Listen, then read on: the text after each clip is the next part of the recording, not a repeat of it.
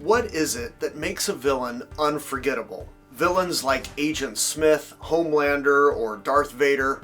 Creating an iconic villain may seem impossible, but it's much easier than you think. In fact, I've been showing my students how to do these things for nearly 10 years. So at the end, you're not only going to know what separates a good villain from a great one, I'm going to give you a couple of killer techniques to introduce your villain and make them seem even more villainous. But first, what are the qualities that make up a villain? Well, it's not all evil laughs and pet cats. To get at this, you have to first know the difference between an antagonist and a villain.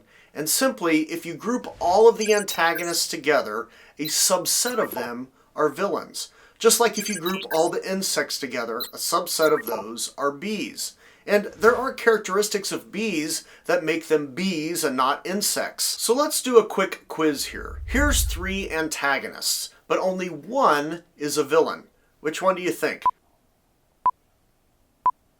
The only villain here is our good friend Hans Gruber. The Alien Queen and Sauron are merely antagonists. Good ones, yes, but they don't quite rise to villain status. And it's because they are lacking a few key characteristics that all villains have. And the first of these is one that allows your villain to adapt and become more powerful, more threatening as the story goes along. And one of the first things you'll notice about bees is that they don't fly in a straight line. They fly, they get to where they're trying to get to, and they go in a path that works for them, but it's never quite straight. It's a little off, a little askew.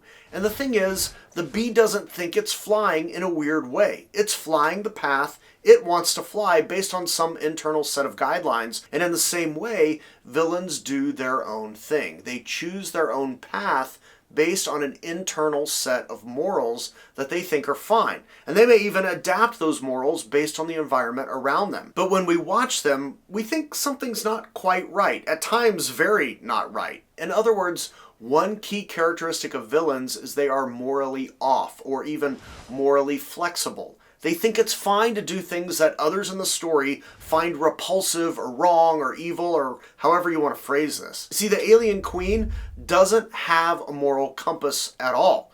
She just does what she does. She's an insect. You might even make an argument that Sauron is morally flexible, at least at first, so maybe he ticks this one. But 2 things. 1, he doesn't adapt his morals, and 2, villains usually have part of their morality that we would consider as good. They have some redeeming qualities. Sauron has no redeeming qualities. He's all bad.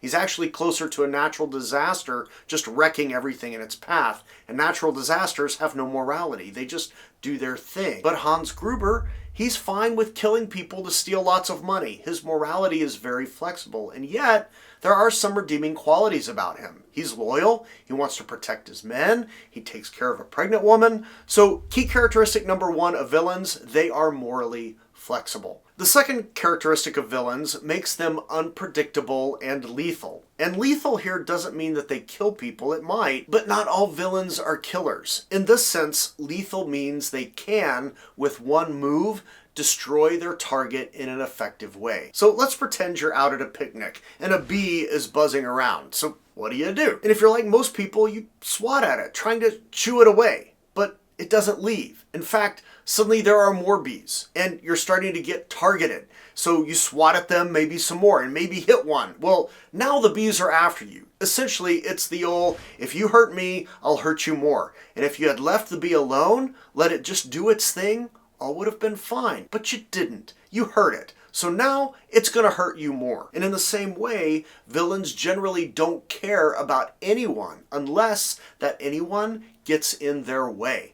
And if you hurt a villain, they are suddenly vindictive and malicious, and yes, they want to achieve their goal, but now they want to hurt you also. For most normal people, we merely imagine hurting other people, right? Somebody cuts you off, you just imagine hurting them. Some of us have vindictive tendencies and act on them, and shame on you. But the majority of people don't act on their malicious intentions. But villains? No. They're coming after you. They act on it. And at first glance, all 3 of these examples begin to resemble a villain. They are all malicious in some way. I mean, the Alien Queen wants to kill Ripley for killing her children. Sauron wants to kill everyone who's against him and has hurt him in his past. And Hans Gruber wants to find and kill John McClane. But Here's the difference.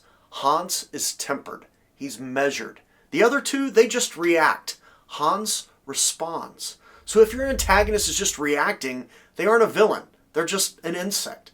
Bees communicate when something attacks them. They coordinate their response. And when they're ready, then they attack. They are malicious in that they retaliate, but they also respond in a way to ensure their survival and that they're going to win the fight. So the second key characteristic is villains must have a malicious but measured response. The third key characteristic of villains, when used with the first two, is what begins to make your villain good. I mean, you've probably seen videos of people without any protective gear having a bunch of bees on their hand and moving a hive or something. You're also probably familiar with bees doing dances within the hive to communicate with other bees about where the pollen is, when danger is near, and the like. And sometimes we see that behavior and we get it.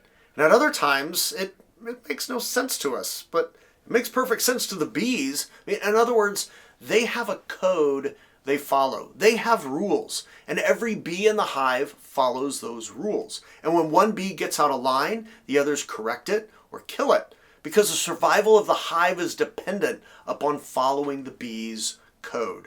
And good villains are no different. The Alien Queen, no code, just kill everyone. Sauron, no code, just kill everyone. Hans Gruber, he's polite. He listens. He's only going to kill those he needs to who get in his way. He has a code. And all good villains have a code they follow. It may be weird, there may be times we don't understand, but it makes sense to the villain and they follow it, often to their own detriment. And every villain you love probably has all three of these. They're morally flexible, they're malicious but have measured responses, and they have a code. But you don't just want a good villain, you want a memorable one. So what are some bonus characteristics you can use to make your villains even better, even more memorable, even more villainous? And I'm going to give you 4 simple ones that are easy to apply, and they can be incredibly powerful. And you don't need all 4 that I'm going to mention, but the more you have, the more villainous your villain will become. Now to start us off, remember that Darth Vader is the most powerful force wielder in the galaxy. Homelander is the most powerful superhero in the world. Agent Smith is the most powerful agent in the Matrix. In other words, memorable villains must be stronger and more powerful than your protagonist. More money, more resources, smarter, physically stronger. Some of these, all of them, doesn't matter. If your villain isn't more powerful than your protagonist, and hopefully a lot more powerful, your villain will never achieve freakishly great villain status. Second, one of the things the audience looks forward to is when the hero fights the villain. It must happen. It's gonna happen. But it's only going to happen if the villain's goals are at cross purposes with the protagonist's. You must set up your story in a way that not only are the hero and the villain gonna fight, but that there can only be one winner when they do. And it doesn't mean that either the villain or the hero must die, but there's definitely a major defeat and a clear winner. There can be no gray here. If there is gray, your villain won't be memorable. Third, we love to hate villains. And if you want to level up your villain, they have to do something that makes us hate them. Darth Vader kills innocents and tortures a princess. Homelander kills anyone he just doesn't like. Agent Smith hunts and tries to kill every freed human and tortures Morpheus. And when we watch these villains do these things, it pisses us off. And it pisses off the hero. This one is sometimes hard to effectively do without making it feel cliche. And one way around it is to think about something that would make you, the writer, hate that villain. And then you have them do it. Number 4, if you can make the reader, the audience, feel conflicted about the villain in such a way that they, kind of root for them a little, it makes them care about what happens to the villain. And the way to do that is to make us understand the motivations of the villain. Darth Vader is trying to exterminate the rebels and the last trace of the Jedi. Homelander wants a world that worships him and thinks everyone else should either be killed or enslaved to his wishes. Agent Smith just considers humans a disease and that they must be eradicated. And we may not like what they're doing, but we understand it. And by helping the audience understand the motivations of the villain, you've made the villain into a multi-dimensional character, and they're no longer ordinary villains. Now they're freakishly good villains. But what if you don't want to stop there? What if you want to make your villains even more villainous? Well, as odd as it sounds, the way you introduce your villain is critically important to putting them on a whole other level. like Agent Smith or Darth Vader, so let me quickly give you 2 ways to do that. One of the great villain introductions is of Miranda Priestley in The Devil Wears Prada. A call goes out. She's on her way. Tell everyone. And everyone freaks out. We don't even know who she is. Everyone in that world is scared of her, and we don't even know what she looks like yet. So one way to introduce your villain is to show how the characters in that world react to just hearing the villain's name or to preparing for their arrival. And how they act clues the audience into how we should react. And then you better freaking deliver on their arrival. And that first scene with your villain needs to be fantastically awesome and one that any actor would kill to play. A second way to introduce a freakishly good villain is more common. Warning after warning after warning, and then we're essentially in a dungeon. The monsters are down here until we meet him, Hannibal Lecter. He doesn't seem that dangerous, or is he?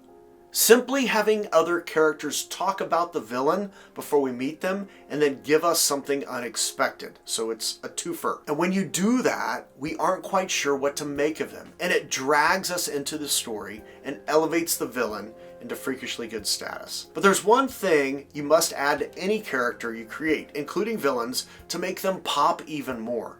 And in this video right here, I get into that one thing you absolutely must have if you don't want your characters to be flat. Uh-oh.